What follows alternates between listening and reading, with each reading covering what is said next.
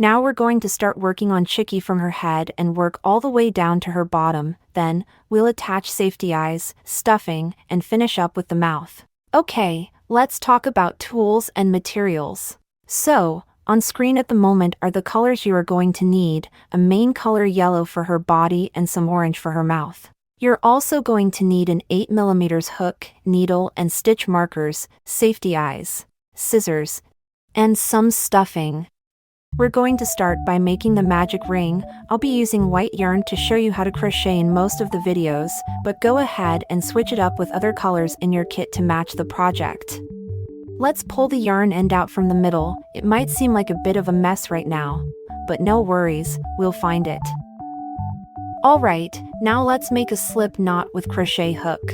Hold your non-dominant hand with the palm facing you, place the yarn tail in your palm, and wrap the yarn around your pointer and middle fingers.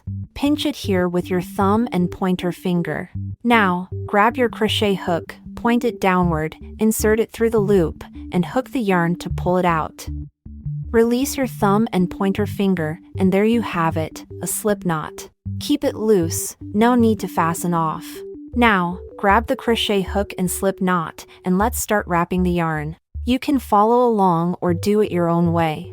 First wrap the yarn around your pinky, then go underneath, go over top of your pointer finger. And then you're going to pinch the slip knot with your thumb and middle finger here. Now, let's take a look at the loop on the crochet hook. We'll always keep it just a little bigger than the hook. Just like this. This ensures that our stitches won't be too big, and it also ensures a smooth pull-through of the yarn from this loop. If the loop is too loose at the moment, use your pointer finger to pull the yarn back to adjust it.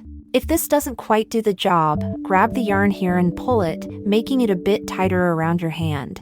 On the flip side, if the loop is too tight, just pull your crochet hook to loosen it. Alright, now raise your pointer finger slightly, pull the yarn taut, point the crochet hook downward. Now rotate it around.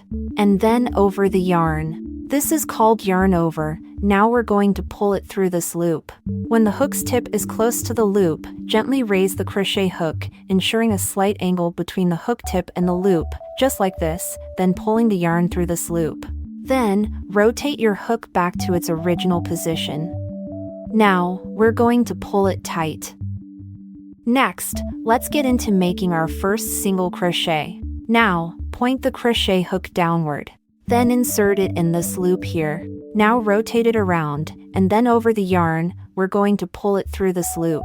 Now, rotate your hook back to its original position. Okay, we've got 2 loops on the crochet hook. We're going to yarn over one more time, then pulling the yarn through these 2 loops.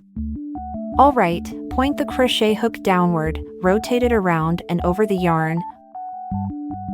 Now lift the crochet hook, ensuring a slight angle between the hook tip and the loop, then pull the yarn through these 2 loops. Congrats, you've completed your first single crochet. Let's take a look at what it looks like. This V-shaped loop is your first single crochet stitch. Let's go ahead and attach a stitch marker to it.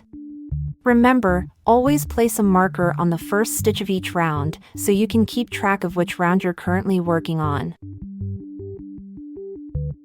Besides, if it's tricky to control the yarn tension by pinching here, you can also pinch it together with your ring finger. Let's work on the second single crochet. I'll still go at a slow pace to make sure you can follow along, but if you've got the hang of the single crochet, feel free to continue working on the remaining stitches at your own pace. Before we start, remember to adjust this loop on the crochet hook to be just a tad larger than the hook itself. Okay, point the crochet hook downward, insert it into the loop, rotate it around and over the yarn, pull the yarn through. Alright, 2 loops on the hook now. One more time, point the crochet hook downward, rotate it around and over the yarn, pull it back, adjust the angle, pull the yarn through these 2 loops. There you go, we've just finished the second single crochet stitch. Now, let's move on to the third single crochet. Insert the crochet hook through this loop, rotate and grab the yarn, and pull it through. Yarn over again, pull the yarn through the 2 loops. Now, let's go ahead and crochet the remaining 3 single crochet. 4,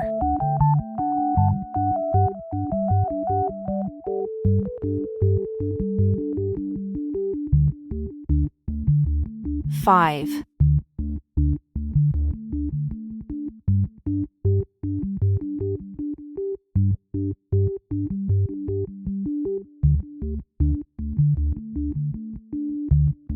6.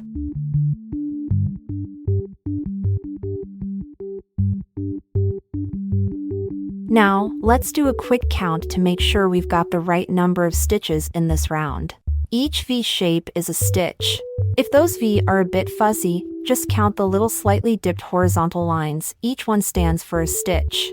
1, 2, 3, 4, 5, 6. Remember, once you wrap up each round, take a moment to count the total stitches of that round to make sure your crochet game is spot on. Okay, time for some crochet magic. Let's check why we call it a magic ring. Hold your crochet hook, pinch your project here with your thumb and pointer finger. Now, pull the yarn tail with your other hand, and just like this, the circle magically tightens up.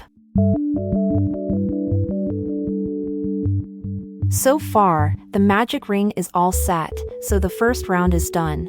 If you're having trouble pulling the yarn tail to tighten the magic ring in the final step, or if you accidentally messed up a stitch along the way, all you need to do is just rip it out, then insert your hook back into the last correct loop to restart.